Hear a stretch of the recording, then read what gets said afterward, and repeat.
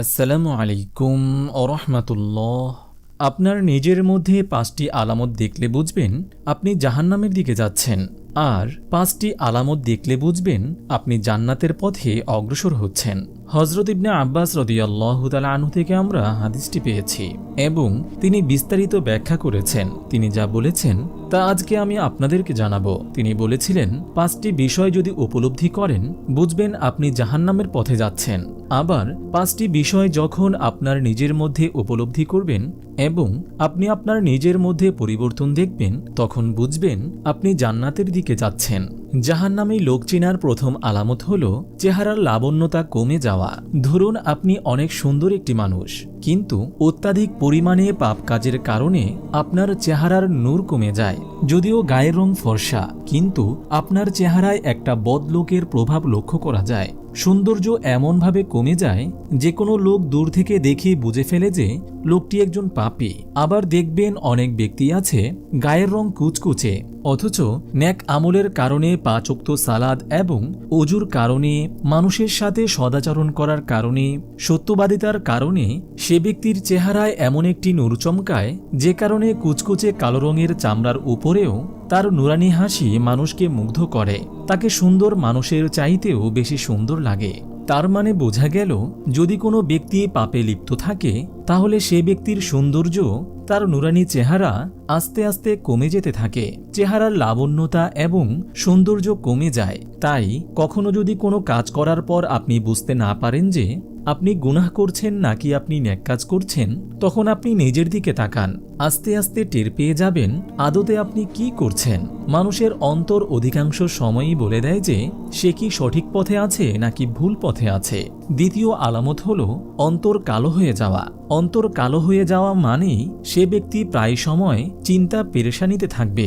দুশ্চিন্তা পেরেশানি তাকে ঘিরে ফেলবে। ঠিকমতো নামাজ কালাম করবে না, কোনো ইবাদতের দিকে তার মন চাইবে না। একেই বলে অন্তর কালো হয়ে যাওয়া। বেশিরভাগ সময়ে গুনাহের কাজ করবে, নেকের কাজ খুব কম করবে। এটা হলো একজন খারাপ লোকের দ্বিতীয় নম্বর আলামত, অথবা বলতে পারেন এটা একজন নেককার লোকের খারাপ দিকে যাওয়ার একটি আলামত। আর এই লক্ষণগুলি বলছে যে লোকটি অধিক মাত্রায় সব বিষয় নিয়ে দুশ্চিন্তার মধ্যে। কারণ যার দিলে আল্লাহ পাকের নূর থাকে তাকে দুশ্চিন্তা এবং পেরেশানি কখনো অ্যাটাক করতে পারে না। তৃতীয় আলামত, দৈহিক শক্তি কমে যাওয়া। শরীরে কোনো শক্তি থাকবে না। এই শক্তি দ্বারা বোঝানো হয়েছে দিনী কাজের শক্তি।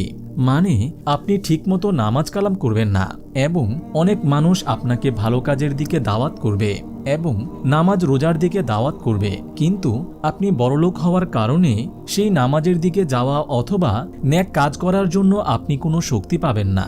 আপনি দিনী কাজে সবার চেয়ে পেছনে থাকবেন। হয়তো আপনার অর্থ সম্পদের পাহাড় থাকতে পারে, কিন্তু আপনি একজন খারাপ লোক হওয়ার কারণেই এই আলামতটি আপনার মধ্যে প্রকাশ পাবে।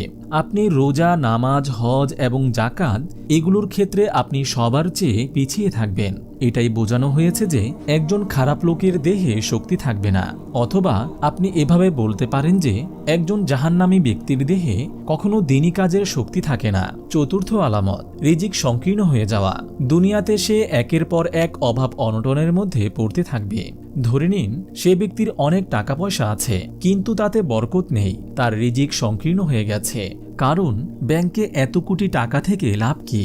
গ্যাস্ট্রিক সহ বিভিন্ন রোগের জন্য ডাক্তার নিষেধ করে দিয়েছে, পছন্দের মজাদার খাবারগুলো আর খেতে পারবেন না। সুতরাং অর্থ থাকলেই যে তার রিজিক হবে এমন ধারণা ভুল। মনে রাখবেন, স্বল্প অর্থে যারা পর্যাপ্ত পরিমাণ বরকত পেয়ে যায় এটা জান্নাতি লোক চেনার উপায়। পঞ্চম আলামত, মানুষ তাকে ঘৃণা করবে। একটু ভালো করে বোঝার চেষ্টা করুন। ধরুন এলাকার একজন খুব বড় মাপের মানুষ, কিন্তু কোনো মানুষ তার কথা শোনে না, তাকে পছন্দ করে না, তাকে দেখতেও পারে না। এমনকি সেই ব্যক্তির উপস্থিতি তাদের আতঙ্কের কারণ হয়। আবার অনেকেই প্রকাশ্যে ভয়ের কারণে কিছু বলে না, কিন্তু মনে মনে গালি দিয়ে থাকে, তাকে ঘৃণা করে, সবসময় তাকে অভিশপ্ত মানুষ এবং তার থেকে দূরে থাকার চেষ্টা করে। মনে করে যে এই লোকটা অত্যন্ত বিষাক্ত, হতে পারে সে একজন এলাকার বড় ধরনের মানুষ। এমনকি নেতৃত্ব স্থানীয় কেউ হতে পারে। এমনও রয়েছে যে এই সকল ব্যক্তি দেখলে মানুষ রাস্তা পাল্টে অন্য রাস্তায় চলে যায়, তাদের কাছেও ভিড়তে চায় না। আপনার উপস্থিতি যদি আপনার ঘরের এবং বাইরের মানুষকে এমন পরিস্থিতিতে ফেলে দেয়, তাহলে আপনি নিশ্চিন্ত থাকুন, আপনি ভালো পথে নেই। আপনি ইস্তেগফার করুন, সরল এবং সঠিক পথে চলে আসুন। আর যদি আপনি রাস্তা দিয়ে যাওয়ার সময় মানুষ আপনাকে দেখে দূর থেকে সালাম দিতে থাকে, হাসি মুখে আপনার কুশল বিনিময় করে, আপনাকে সে মুসাফা করে, আর আপনিও তাদের সাথে হাসি মুখে আচরণ করেন, এবং আপনাকে দূর দূরান্ত থেকে মানুষ দেখে এসে মিশতে চায়, কথা বলতে চায়, তাহলে বুঝে নেবেন অবশ্যই আপনি আল্লাহ পাকের একজন নেককার বান্দাদের সরল সঠিক পথের ওপর পরিচালিত হচ্ছেন, যেটাকে মহান আল্লাহ তাআলা পবিত্র কোরআনে বলেছেন, ইহদিনাস সিরাতাল মুস্তাকিম। অর্থ সরল সঠিক পথ, যে পথে আল্লাহ পাক তার নেককার বান্দাদের পরিচালিত করেছেন। যদি উপরোক্ত 5টি জাহান্নামী আলামত আপনার মধ্যে পরিলক্ষিত হয়, তবে তওবা করতে হবে, বেশি ইস্তেগফার করতে হবে। তওবা অর্থ গুনাহ থেকে দূরে থাকা এবং ইহজগৎ থেকে দূরে সরে আল্লাহর শরণে ফিরে আসা। আর ইস্তেগফার অর্থ হচ্ছে প্রভুর কাছে 2 হাত জোর করে ক্ষমা চাওয়া এবং প্রতিজ্ঞা করা। মহান রব্বুল আলামিন পছন্দ করেন তার বান্দা তওবা করুক, তিনি তো ক্ষমা করার জন্য বসে আছেন।